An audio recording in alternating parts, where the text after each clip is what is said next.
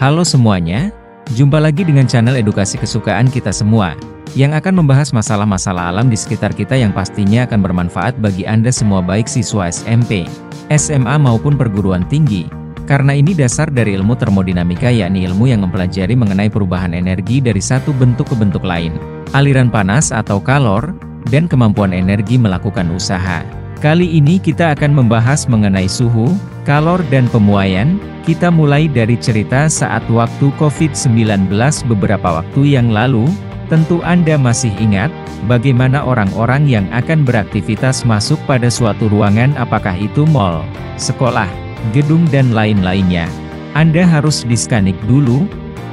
Apa yang harapkan dengan kegiatan itu? Mengapa Anda harus diukur suhunya? Dalam kondisi sehat suhu Anda antara 35, 36, 37 derajat Celcius. Namun jika lebih dari itu maka Anda dianggap sedang tidak sehat-sehat saja atau ada indikasi Anda sedang dalam kondisi demam atau terpapar COVID-19 saat itu. Kita tidak berbicara COVID-19 lebih jauh. Namun yang kita bahas adalah, kenapa suhu pada tubuh seseorang atau suatu benda begitu penting untuk diketahui. Suhu pada dasarnya adalah besaran fisika yang hanya dapat dirasakan oleh indera. Tubuh manusia dapat merasakan suhu dalam bentuk rasa panas atau dingin.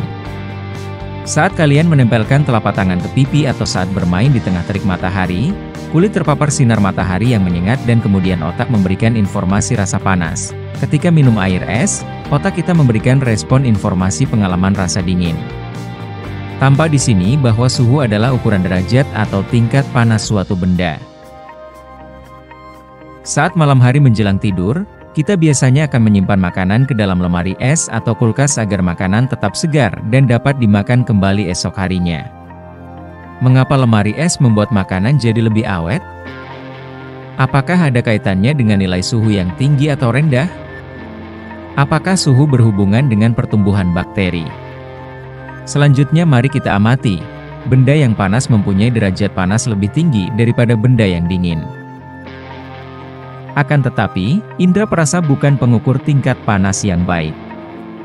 Benda yang tingkat panasnya sama dirasakan berbeda oleh punggung tangan kanan dan kiri kalian. Jadi, suhu benda yang diukur dengan indera perasa seperti kulit menghasilkan ukuran suhu yang tidak dapat dipakai sebagai acuan atau tidak pasti. Untuk itulah suhu harus diukur dan dinyatakan secara pasti dengan angka serta alat ukur suhu yang memiliki skala atau ukuran. Sehingga kita memerlukan alat ukur suhu. Adapun alat yang digunakan untuk mengukur suhu dinamakan termometer.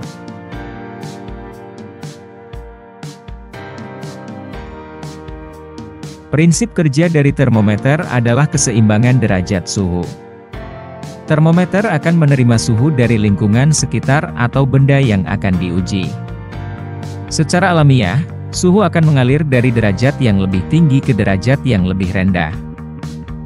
Fungsi termometer nantinya akan bermacam-macam, misalnya saja termometer yang digunakan untuk mengukur suhu tubuh hanya memiliki skala di sekitar 30 derajat Celcius sampai dengan 50 derajat Celcius.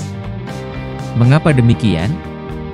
Tidak ada manusia yang memiliki suhu tubuh di bawah 30 derajat Celcius dan di atas 50 derajat Celcius.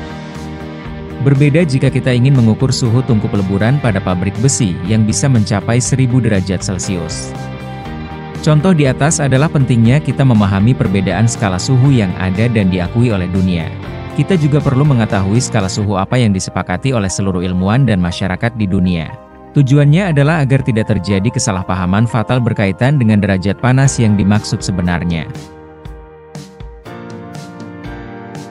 Baik, itu saja bahasan kita kali ini mengenai suhu. Jangan bosan-bosan untuk tetap tonton video ini agar kalian mendapatkan manfaat belajar hanya dengan 5 menit saja. Share, like dan subscribe video ini agar teman-teman kita yang lain dapat memanfaatkan kesempatan belajar melalui video 5 menit belajar tentang ilmu alam. Terima kasih.